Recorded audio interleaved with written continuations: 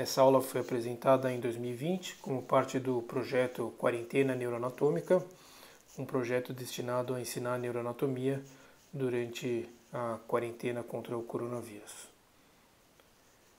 Meu nome é Eduardo Carvalhal Ribas, eu sou neurocirurgião de São Paulo, Brasil, e hoje eu vou comentar sobre a anatomia microcirúrgica do bloco central do cérebro, também chamado de Central Core. Na superfície superolateral do cérebro encontramos a fissura silviana, separando para cima o lobo frontal e parietal do que é para baixo o lobo temporal.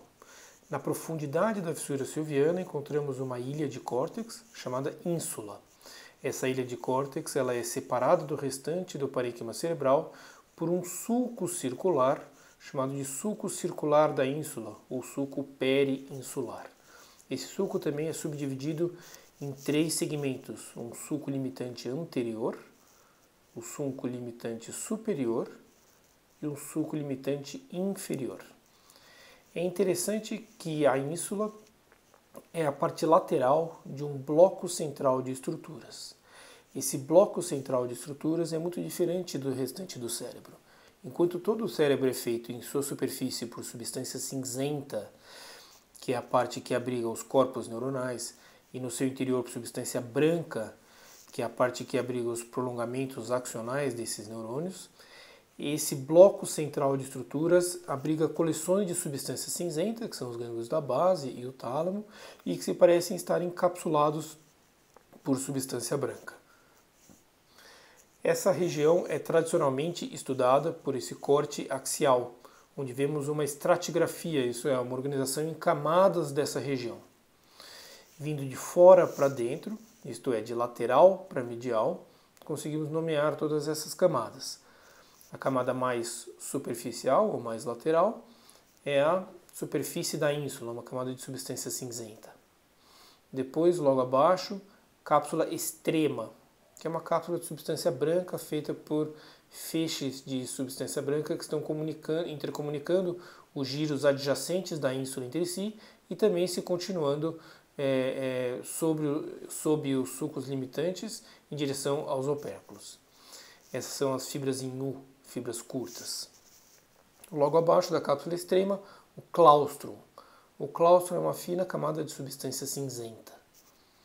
Logo abaixo do claustro, cápsula externa. Cápsula externa a quem? Ao núcleo lentiforme, que se encontra medialmente abaixo da cápsula externa. O núcleo lentiforme, que tem essa forma de uma lente biconvexa, ele é formado lateralmente pelo putamen e medialmente pelo globo pálido. Medialmente ao lentiforme encontramos a cápsula interna. A cápsula interna, por sua vez, é subdividida em 5 porções. Um braço anterior, entre o lentiforme e a cabeça do caudado. O joelho da cápsula interna. Braço posterior da cápsula interna, entre o lentiforme e o tálamo. Depois porção retrolenticular, que se encontra atrás do núcleo lentiforme. E porção sublenticular, que não pode ser vista aqui, porque se encontra abaixo, inferiormente ao lentiforme.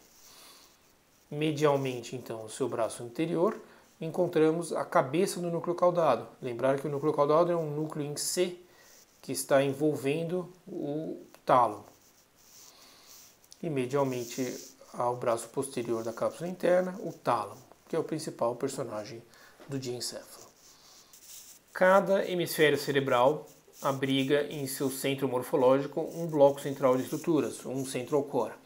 E as fibras brancas que dentro do bloco central são chamadas de cápsulas, por parecer que elas estão envolvendo os gânglios da base e o tálamo, elas se continuam em direção aos outros lobos cerebrais.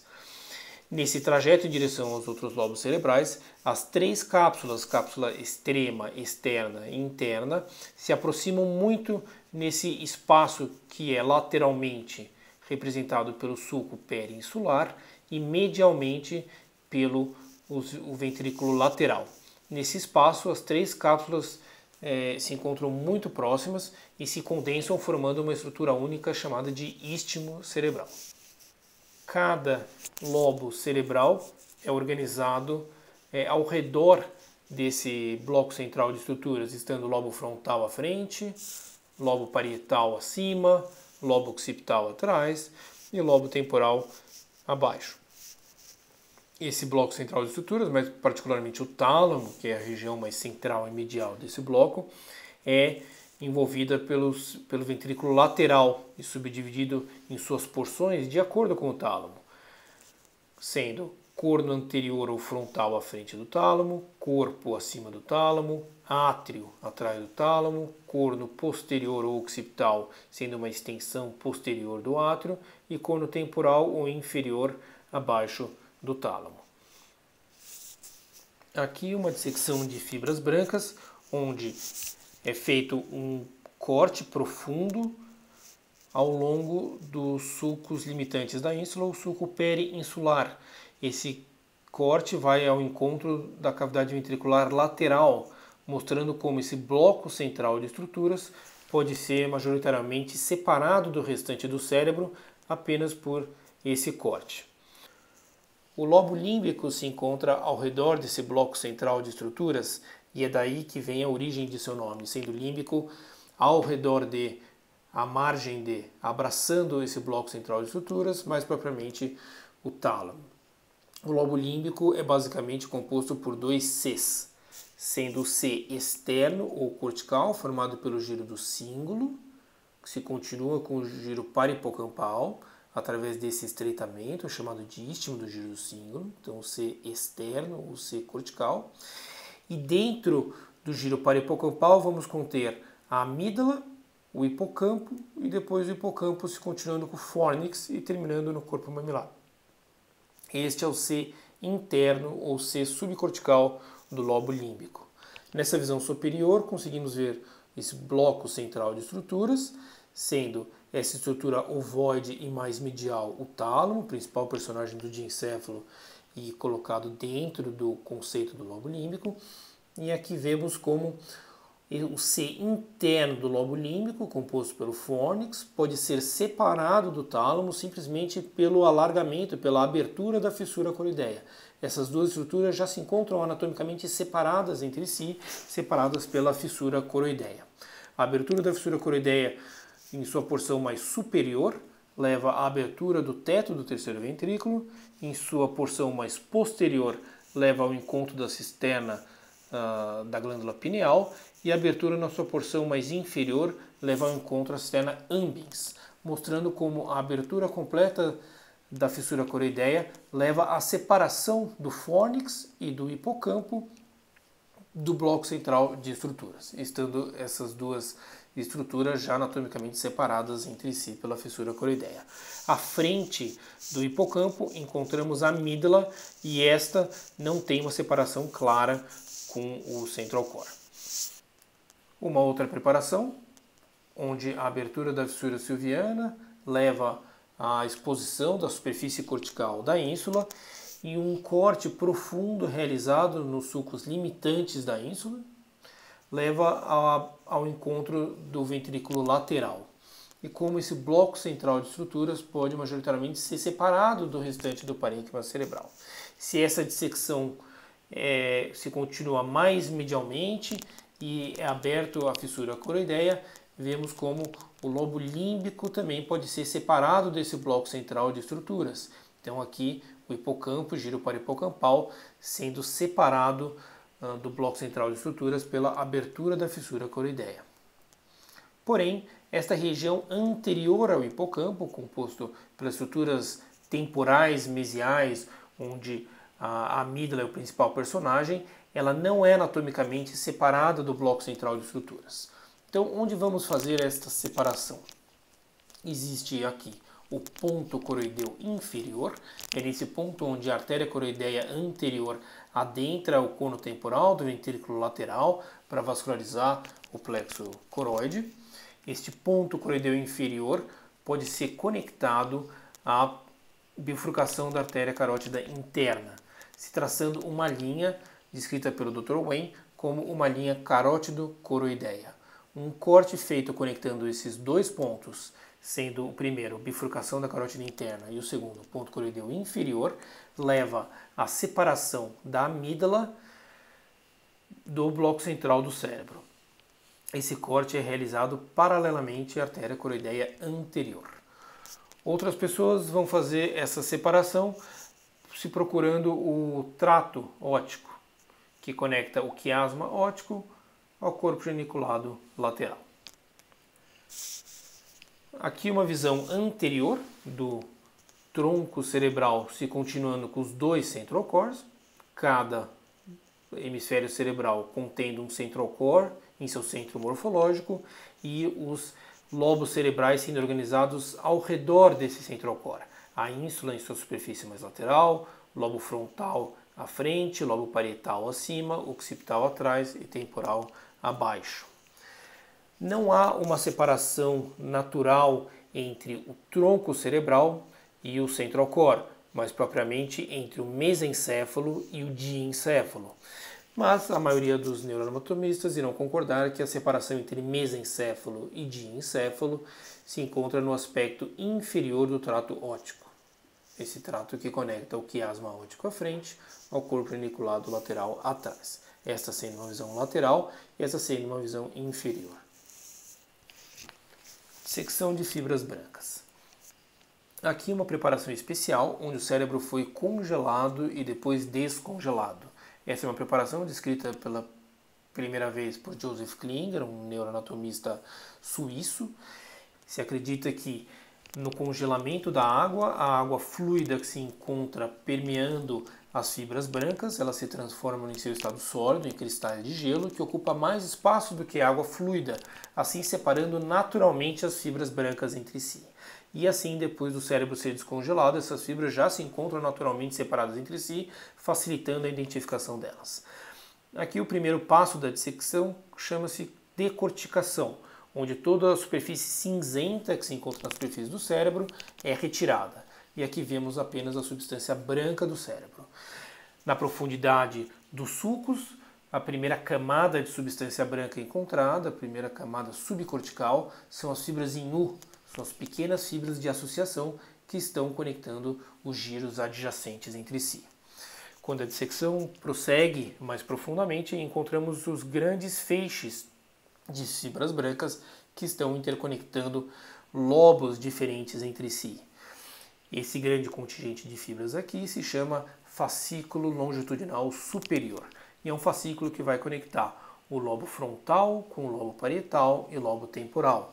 Esse fascículo é subdividido em uma porção horizontal, que conecta a região frontal com parietal, depois uma porção vertical, que conecta o lobo parietal com o lobo temporal, e depois, mais profundamente, fibras que apresentam um trajeto mais longo e fazem uma conexão direta do lobo frontal com o lobo temporal posterior, e também chamado de fascículo arqueado. Todo o fascículo longitudinal superior não participa do bloco central do cérebro, é um fascículo que se encontra perissilviano. Quando decorticamos a superfície da ínsula, encontramos a cápsula extrema, que são as fibras brancas que estão interconectando os giros adjacentes entre si e que também estão se continuando sob os sulcos limitantes da ínsula em direção aos opérculos. Aqui podemos ver como os giros curtos convergem para um ápice, enquanto os giros longos não alcançam esse ápice. Se continuando a dissecção mais profundamente, se retirando a cápsula extrema, vemos o claustrum, essa fina camada de substância cinzenta. O claustrum ele é dividido em um claustrum dorsal, que é mais organizado, com a substância cinzenta se apresentando como uma fina camada mesmo de substância cinzenta, e o claustrum ventral, que não é tão organizado, sendo constituído por ilhas de substância cinzenta e que conferem uma coloração mais amarronzada para essa região.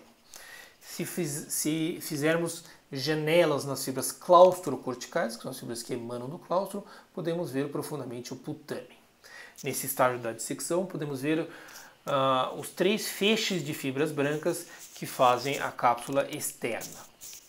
O primeiro feixe, mais anterior e logo atrás do límen da ínsula, é o fascículo uncinado. O fascículo uncinado vai interconectar a região fronto-orbitária ou fronto-basal com o polo temporal. Logo atrás do fascículo uncinado, vemos o fascículo fronto-occipital inferior, também chamado de fascículo occipitofrontal. Esse fascículo vai interconectar regiões frontais com regiões temporais posteriores e mais posteriormente com regiões occipitais. Fascículo fronto-occipital inferior. Atrás do fascículo fronto-occipital inferior, encontramos as fibras claustrocorticais emanando do claustro em direção a todo o córtex cerebral. Se retiramos o claustro em suas fibras, encontramos o putamen, esse núcleo escuro e fácil de ser reconhecido. Agora, com atenção a esta região, vamos retirar as fibras que compõem o fascículo fronto-occipital inferior e conseguimos identificar fibras que têm uma orientação diferente. Essas fibras estão atravessando a linha média e interconectando os dois hemisférios entre si. Essas são fibras comissurais, fazem parte da comissura anterior. Se retiramos o putamen, vemos medialmente o globo pálido. E aqui podemos ver como esse feixe de substância branca, que é a comissura anterior, passa no polo mais ventral do globo pálido, em um canal chamado canal de Gratiolet. Agora, retirando o globo pálido, vemos todas as fibras que se encontram medialmente ao núcleo lentiforme. Essas fibras apresentam uma disposição radial e são fibras de projeção. Esta é a cápsula interna.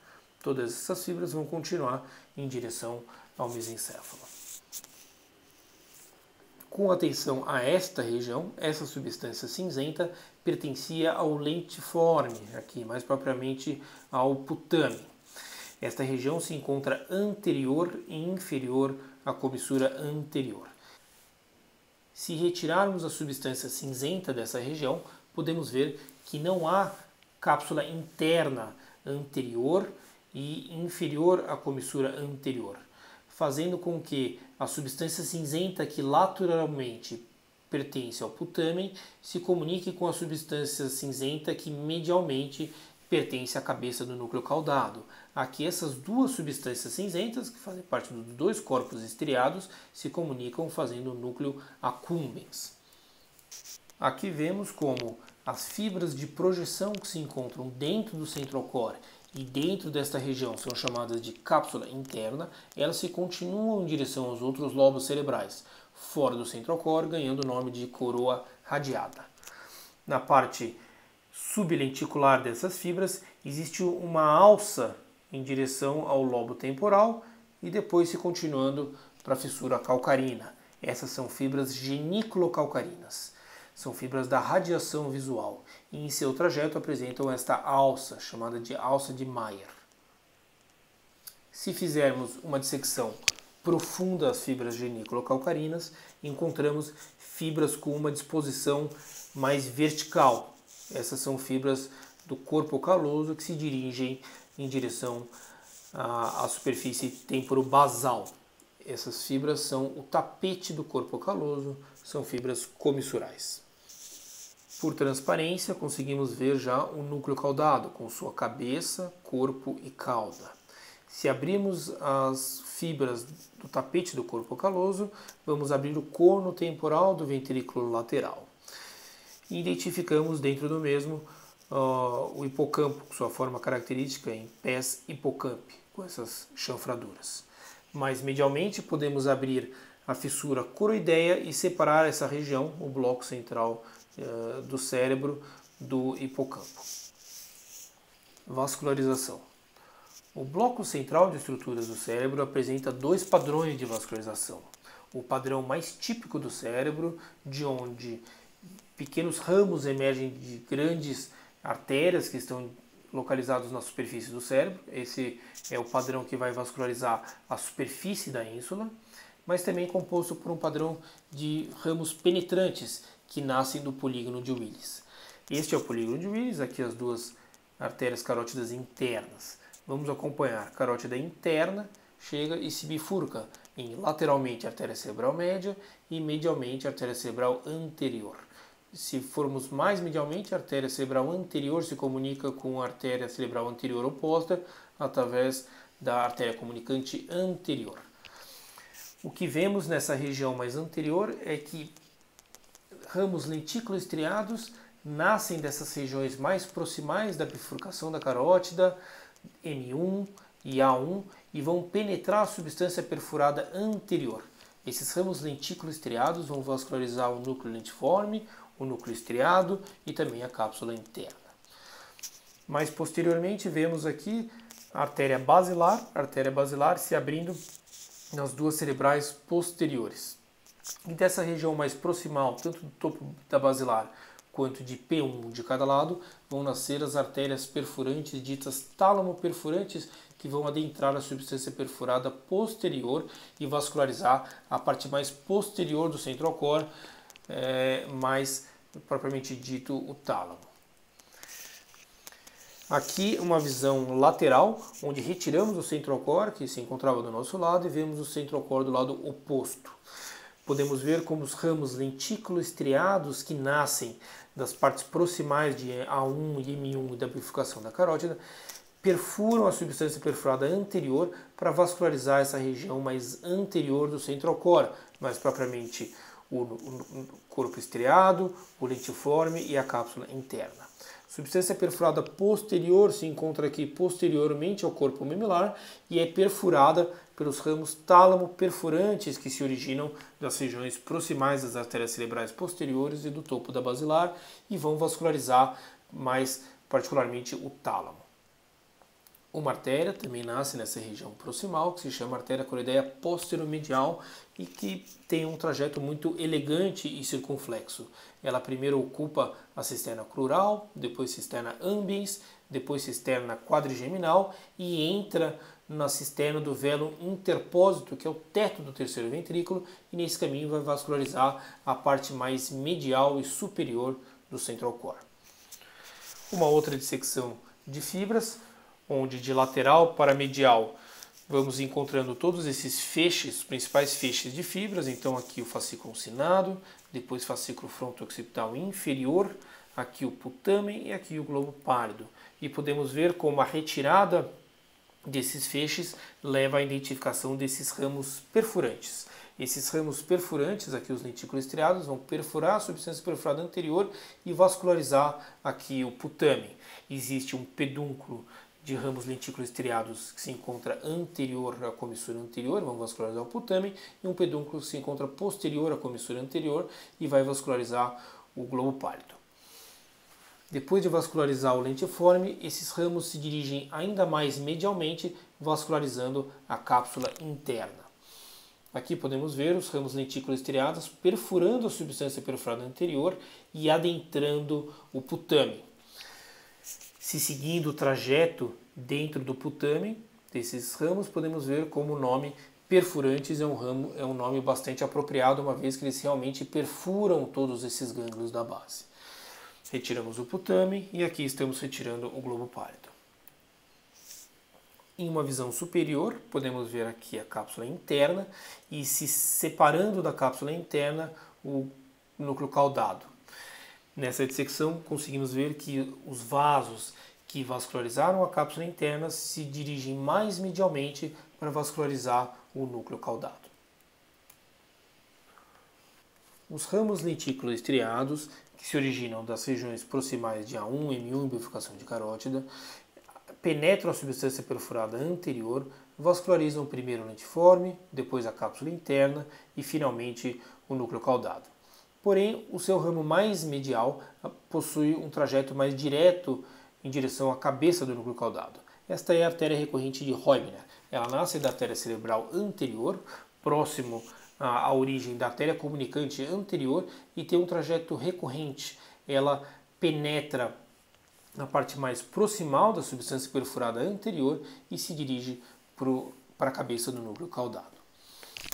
Nesta outra dissecção, podemos ver a substância perfurada anterior perfurada pelos ramos lentículos estriados e aqui a substância cinzenta que faz parte do núcleo accumbens. Se retirando a substância cinzenta do núcleo accumbens, podemos ver que a comissura anterior possui duas extensões, uma extensão hemisférica ou lateral e uma extensão ventral ou olfatória, que vai interconectar as duas regiões olfatórias entre si.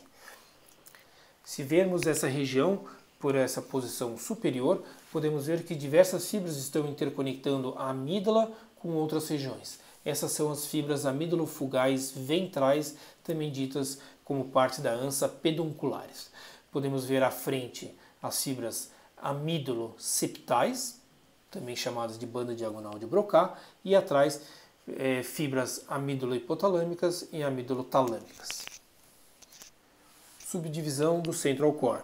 Em nossa pesquisa, estudamos o trajeto dessas fibras brancas dentro do Central Core do cérebro e, a partir disso, propusemos uma divisão do Central Core em quadrantes, alertando o neurocirurgião quais fibras brancas se encontram profundamente a cada quadrante e quais quadrantes são mais eloquentes que outros. Esse estudo e essas imagens foram publicados no Journal Neurosurgeon. Tivemos a honra de publicar uma de suas imagens na capa dessa revista em 2018. Sempre no final dessa aula eu agradeço ao professor Houghton, que foi com quem eu fiz esse projeto e essa pesquisa durante meu estágio sob sua mentoria em 2012 e 2013 na Universidade da Flórida, em Gainesville. Um professor muito presente aqui, nos ajudando a dissecar os cadáveres, acompanhado pelo seu neto, aqui vendo as imagens, uma atividade que ele fazia sempre no final do dia conosco, e as noites, que eram noites muito alegres em sua casa, com jantares, noite da pizza, com o professor. Aqui o dia da minha graduação, da minha formatura, com o professor Houghton e amigos internacionais. Então eu, professor Houghton, a sua esposa, colegas internacionais, aqui Dr. Ken, do Japão, Laura, sua secretária, Dr. Thomas Frigeri, de Porto Alegre, Dr. Khan, da Turquia, Dr. Tomás, do Chile, Dr. Noritaka, do Japão, e a Barry, sua ilustradora médica. Obrigado, professor Houghton, por todos os seus ensinamentos. Vamos sempre seguir um dos seus lemas de vida. Keep working, there's no finishing line. Muito obrigado.